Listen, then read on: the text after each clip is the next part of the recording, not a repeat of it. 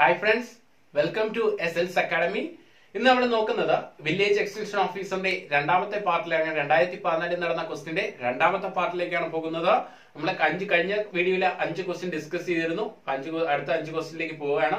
ഇതിനു മുമ്പ് ഒരു കാര്യം, നിങ്ങൾ ആദ്യമായിട്ടാണ് എന്റെ വീഡിയോ കാണുന്നതെങ്കിൽ ഒന്ന് ജസ്റ്റ് ഒന്ന് സബ്സ്ക്രൈബ് ചെയ്യുക, അടുത്ത് കാണുന്ന ബെല്ലൈക്കൺ ക്ലിക്ക് ചെയ്യുക. അപ്പൊ വീഡിയോ അപ്ലോഡ് ചെയ്യുന്ന ടൈമിൽ തന്നെ നിങ്ങൾക്ക് നോട്ടിഫിക്കേഷൻ ലഭിക്കും. ക്ലിയർ ആണോ? അപ്പൊ നമുക്ക് ഇന്നത്തെ ഫസ്റ്റ് ക്വസ്റ്റ്യനിലേക്ക് പോവാം. ആദ്യത്തെ ക്വസ്റ്റ്യൻ ഇതാണ്. ആദ്യത്തെ ചോദ്യം ഇങ്ങനെയാണ്: ISROയുടെ നിലവിലെ ചെയർമാൻ. ക്ലിയർ ആണോ? അതൊരു കറണ്ട് അഫയേഴ്സ് ക്വസ്റ്റ്യൻ ആയിരുന്നു. ISROയുടെ നിലവിലെ ചെയർമാൻ എല്ലാ എക്സാമിനും, മിക്കവാറുള്ള എക്സാമിനും ചോദിക്കുന്ന ഒരു ചോദ്യമാണ് ISROയുടെ നിലവിലെ ചെയർമാൻ. അതേപോലെയുള്ള സംഭവങ്ങളെല്ലാം വരുന്നത്. ക്ലിയർ ആണോ? ഇപ്പൊ നമുക്ക് ISROയുടെ നിലവിലെ ചെയർമാൻ ആരാണെന്ന് നോക്കാം. ആരാണ്? കെ ശിവൻ. ISROയുടെ നിലവിലെ ചെയർമാൻ ആരാണ്? കെ ശിവൻ. കെ ശിവനെ അറിയപ്പെടുന്നത് റോക്കറ്റ് മാൻ എന്നറിയപ്പെടുന്നത് കെ ശിവനാണ്. റോക്കറ്റ് മാൻ എന്നറിയപ്പെടുന്നത് കെ ശിവനാണ്. ISRO നിലവിൽ വന്ന വർഷം നമുക്ക് പഠിക്കുമ്പോൾ 1969 ഓഗസ്റ്റ് 15. ISRO നിലവിൽ വന്നത് 1969 ഓഗസ്റ്റ് 15. ആസ്ഥാനം എവിടെയാണെന്ന് ചോദിച്ചാൽ അന്തരീക്ഷ ഭവൻ ബാംഗ്ലൂർ. എവിടെയാണ്? അന്തരീക്ഷ ഭവൻ ബാംഗ്ലൂർ. ക്ലിയർ ആണോ? അപ്പൊ നമുക്ക് ഇനി പ്രധാനപ്പെട്ട വരുന്ന കുറച്ച് പോയിന്റുകളുണ്ട്. ISROയുടെ ഏറ്റവും ഭാരം കൂടിയ ഉപഗ്രഹം ഏതെന്ന് ചോദിച്ചാൽ ജിസാറ്റ് 11. ISROയുടെ ഏറ്റവും ഭാരം കൂടിയ ഉപഗ്രഹം എന്ന് ചോദിച്ചാൽ ജിസാറ്റ് 11 വിക്ഷേപിച്ചത് ഫ്രഞ്ച് ഗയാനയിൽ നിന്നാണ് വിക്ഷേപിച്ചത്. ക്ലിയർ ആണോ? ഇതിൽ നിന്നൊരു ടെസ്റ്റ് ക്വസ്റ്റ്യൻ വരാൻ സാധ്യതയുള്ള ഒരു ക്വസ്റ്റ്യൻ ഉണ്ട്. ഇന്ത്യയിൽ നിന്ന് വിക്ഷേപിച്ച ഏറ്റവും ഭാരം കൂടിയ ഉപഗ്രഹം എന്ന് ചോദിച്ചാൽ ജിസാറ്റ് 29. ക്ലിയർ ആണോ? ഇത് വിക്ഷേപിച്ചത് സതീഷ് ധവാൻ സ്പേസ് സെന്റർ ആണ്. സതീഷ് ധവാൻ സ്പേസ് സെന്ററിൽ നിന്നാണ് വിക്ഷേപിച്ചത്. ഓർത്തു വയ്ക്കണം, മാറിപ്പോകരുത്. ഇന്ത്യയുടെ ഏറ്റവും ഭാരം കൂടിയ നിലവിൽ, ക്ലിയർ ആണോ, ഈ വീഡിയോ ചെയ്യുന്നതിന്റെ അന്ന്, അതായത് ഇന്ന് ജിസാറ്റ് 11 ഇന്ത്യയുടെ ഏറ്റവും ഭാരം കൂടിയ ഉപഗ്രഹം. അത് വിക്ഷേപിച്ച ഫ്രഞ്ച് ഗയാനയിൽ നിന്ന് ഇന്ത്യയിൽ നിന്ന് വിക്ഷേപിച്ച ഏറ്റവും ഭാരം കൂടിയ ഉപഗ്രഹം എന്ന് ചോദിച്ചാൽ ജിസാറ്റ് 29. ഓർത്തു വെച്ചോണം. ഇന്ത്യ ഏറ്റവും അവസാനം വിക്ഷേപിച്ചത് ജിസാറ്റ് 7A. ഇന്ത്യയുടെ 35ാമത്തെ വാർത്താവിനിമയ ഉപഗ്രഹമാണ് ജിസാറ്റ് 7A. ഓർത്തു വെച്ചോണം, ജിസാറ്റ് 7A ഇന്ത്യയുടെ ഏറ്റവും അവസാനം വിക്ഷേപിച്ചതാണ്. ഇന്ത്യയുടെ 35ാമത്തെ വാർത്താവിനിമയ ഉപഗ്രഹമാണ് ജിസാറ്റ് 7A. ക്ലിയർ ആണോ? അടുത്ത ക്വസ്റ്റ്യനിലേക്ക് പോവാം. അടുത്ത ചോദ്യം ഇങ്ങനെയായിരുന്നു: കേരള മനുഷ്യാവകാശ കമ്മീഷനിലെ നിലവിലെ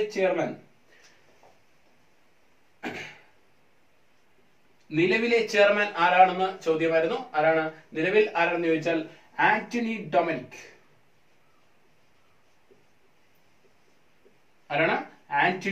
ഡൊമിനിക്. അപ്പൊ സംസ്ഥാന മനുഷ്യാവകാശ കമ്മീഷൻ നിലവിൽ വന്ന വർഷം 1998 ഡിസംബർ 11. സംസ്ഥാന മനുഷ്യാവകാശ കമ്മീഷൻ നിലവിൽ വരുന്നത് 1998 ഡിസംബർ 11. സംസ്ഥാന മനുഷ്യാവകാശ കമ്മീഷൻ ചെയർമാൻ എപ്പോഴും ഹൈക്കോടതി ചീഫ് ജസ്റ്റിസ് ആയിരുന്ന വ്യക്തിയായിരിക്കും സംസ്ഥാന മനുഷ്യാവകാശ കമ്മീഷൻ ചെയർമാൻ ആകുന്നത്. ഒരു കാര്യം കൂടെ ആലോചിക്കണം, കേന്ദ്ര മനുഷ്യാവകാശ കമ്മീഷൻ ചെയർമാൻ ആരെന്ന് ചോദിച്ചാൽ സുപ്രീം കോടതി ചീഫ് ജസ്റ്റിസ് ആയിരുന്ന വ്യക്തിയായിരിക്കും കേന്ദ്ര മനുഷ്യാവകാശ കമ്മീഷൻ ചെയർമാൻ ആയിരുന്നു. ഓർത്തു വയ്ക്കുക. ഇപ്പൊ സംസ്ഥാന മനുഷ്യാവകാശ കമ്മീഷനിലെ അംഗങ്ങൾ എത്രയെന്ന് ചോദിച്ചാൽ ചെയർമാൻ ഉൾപ്പെടെ 3 അംഗങ്ങളാണ് ഉണ്ടാവുക.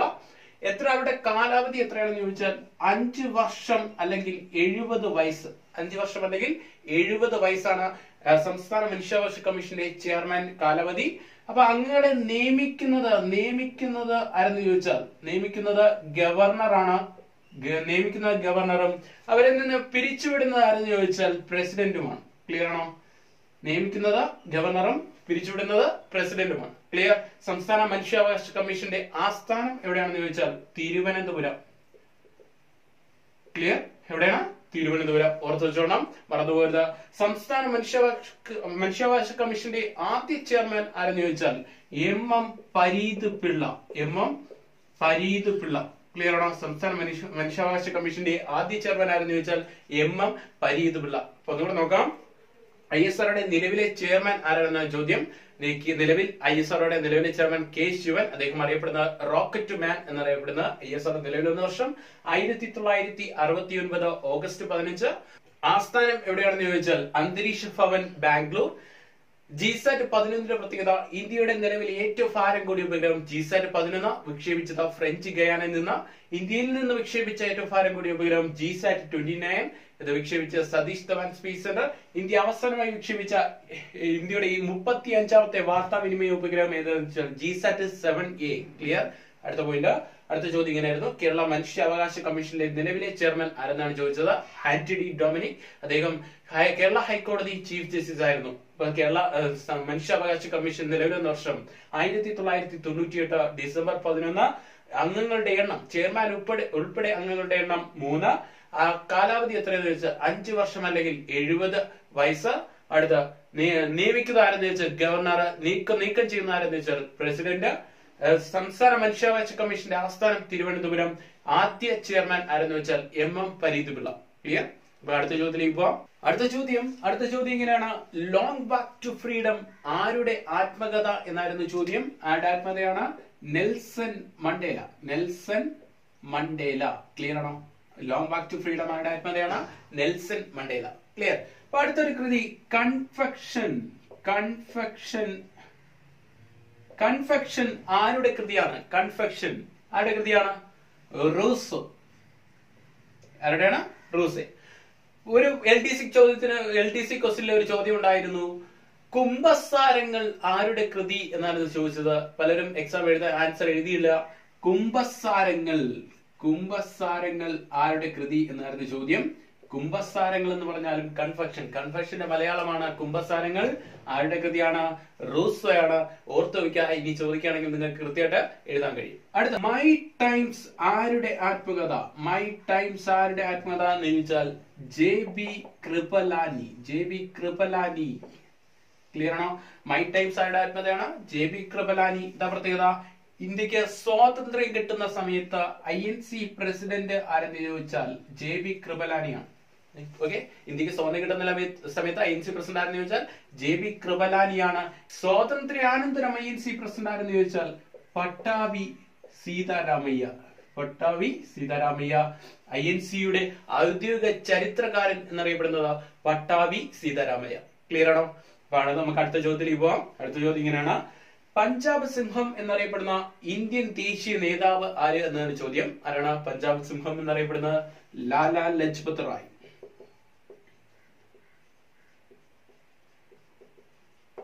പഞ്ചാബ് സിംഹം എന്നറിയപ്പെടുന്നത് ലാലാ ലജ്പത് റായ്. ക്ലിയർ. അപ്പൊ നമുക്ക് ഓരോ സിംഹമായിട്ട് നമുക്ക് നോക്കാം.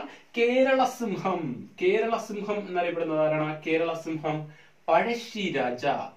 എന്നറിയപ്പെടുന്നത് പഴശ്ശിരാജ. ക്ലിയർ. എന്നാൽ പഴശ്ശിരാജയെ കേരള സിംഹം എന്ന് വിശേഷിപ്പിച്ചത് ആരാണ്?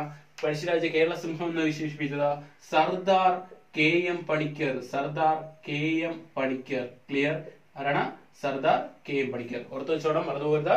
കേരള സിംഹം എന്ന പഴശ്ശിരാജയെ വിശേഷിപ്പിച്ചത് സർദാർ KM പണിക്കർ. അടുത്ത നമുക്ക് നോക്കാം. കാശ്മീരിലെ സിംഹം എന്നറിയപ്പെടുന്നത് ആരാണ്? ഷെയ്ഖ് അബ്ദുള്ള. ക്ലിയർ. കാശ്മീരിലെ സിംഹം എന്നറിയപ്പെടുന്നത് ഷെയ്ഖ് അബ്ദുള്ള. അടുത്ത നമുക്ക് കർണാടകയിലെ സിംഹം എന്നറിയപ്പെടുന്നത് ഗംഗാധര റാവു ദേശ്പാണ്ഡെ.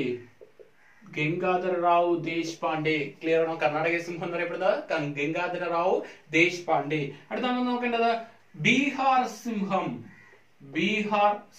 എന്നറിയപ്പെടുന്നത് ആരാണ്? കൻവർ സിംഗ്. ബീഹാർ സിംഹം എന്നറിയപ്പെടുന്നത് കൻവർ സിംഗ്. ക്ലിയർ. അടുത്ത നമുക്ക് നോക്കേണ്ടത് സത്താറയിലെ സിംഹം എന്നറിയപ്പെടുന്നത് ആരാണ്? അച്യുത് പട്വർദ്ധൻ. സത്താറയിലെ സിംഹം എന്നറിയപ്പെടുന്നത് അച്യുത് പട്വർദ്ധൻ. ക്ലിയർ ആണോ? അപ്പൊ നമുക്ക് ഒന്നുകൂടെ നോക്കാം. ലോങ് വാക്ക് ടു ഫ്രീഡം ആരുടെ ആത്മകഥ എന്നായിരുന്നു ചോദ്യം. ഉത്തരം എന്താണ്? Nelson Mandela. അപ്പൊ അത് നമുക്ക് 2 കൃതികൾ നമ്മൾ നോക്കി, 2 ആത്മകഥ നോക്കി. കുംഭസാരങ്ങൾ അഥവാ കൺഫെക്ഷൻ ആരുടെ എന്ന് വെച്ചാൽ റൂസോ. അടുത്ത മൈക്ക് ടൈംസ് JB കൃപലാനിയാണ്. JB കൃപലാനിയുടെ പ്രത്യേകത INC പ്രസിഡന്റ്. ഇന്ത്യക്ക് സ്വാതന്ത്ര്യം ലഭിക്കുന്ന സമയത്ത് INC പ്രസിഡന്റ് ആരെന്ന് ചോദിച്ചാൽ JB കൃപലാനി. അത് കണക്ട് ചെയ്ത് വേറൊരു പോയിന്റോട് പറഞ്ഞു. സ്വാതന്ത്ര്യാനന്തരം ഇന്ത്യൻ പ്രസിഡന്റ് INC പ്രസിഡന്റ് ആരെന്ന് ചോദിച്ചാൽ പട്ടാഭി സീതാരാമയ്യ. ക്ലിയർ? അടുത്ത ചോദ്യം, പഞ്ചാബ് സിംഹം എന്നറിയപ്പെടുന്ന ഇന്ത്യൻ ദേശീയ നേതാവ് ആരെന്ന് ചോദിച്ചാൽ ലാലാ ലജ്പത് റായ്. കേരള സിംഹം എന്നറിയപ്പെടുന്ന പഴശ്ശിരാജ കേരള സിംഹം നിഷേധിപ്പിച്ച ആരെന്ന് ചോദിച്ചാൽ സർദാർ KM പണിക്കർ. അടുത്ത കാശ്മീരിലെ സിംഹം എന്നറിയപ്പെടുന്ന ഷെയ്ഖ് അബ്ദുള്ള. അടുത്ത കർണാടകയിലെ സിംഹം എന്നറിയപ്പെടുന്ന ഗംഗാധര റാവു ദേശ്പാണ്ഡെ. അടുത്ത ബീഹാർ സിംഹം എന്നറിയപ്പെടുന്ന കൻവർ സിംഗ്. അടുത്ത സത്താറയിലെ സിംഹം എന്നറിയപ്പെടുന്നത് അച്യുത് പട്വർദ്ധൻ. ക്ലിയർ? നമുക്ക് അടുത്ത ചോദ്യത്തിലേക്ക് പോവാം. അഞ്ചാമത്തെ ചോദ്യം, കേരളത്തിലെ ആദ്യ താപ വൈദ്യുത നിലയം ഏതെന്ന് ചോദിച്ചാൽ ഏതാണ്? കായംകുളം. കേരളത്തിലെ ആദ്യ താപവൈദ്യുത നിലയം ഏതെന്ന് ചോദിച്ചാൽ കായംകുളം. ക്ലിയർ? എന്നാൽ കേരളത്തിലെ ആദ്യ ജലവൈദ്യുത പദ്ധതി, കേരളത്തിലെ ആദ്യ ജലവൈദ്യുത പദ്ധതി ഏതാണ്? ജലവൈദ്യുത പദ്ധതി ഏതാണ്? പള്ളിവാസൽ. ക്ലിയർ? ഏതാണ്? പള്ളിവാസൽ. ക്ലിയർ? പള്ളിവാസൽ ഏത് നദിയിലാണ് സ്ഥിതി ചെയ്യുന്നത്? മുതിരപ്പുഴ. ക്ലിയർ? ഏതിലാണ്? മുതിരപ്പുഴയിലാണ്.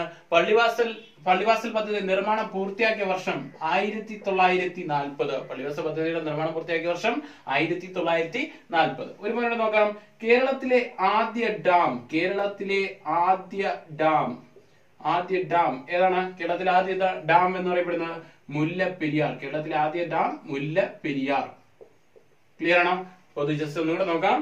കേരളത്തിലെ ആദ്യ താപവൈദ്യുത നിലയം ഏതെന്നാണ് ചോദ്യം? കായംകുളമാണ്. കേരളത്തിലെ ആദ്യ ജലവൈദ്യുത പദ്ധതി ഏതെന്ന് വെച്ചാൽ പള്ളിവാസൽ. സ്ഥിതി ചെയ്യുന്ന നദി എന്ന് വെച്ചാൽ മുതിരപ്പുഴ.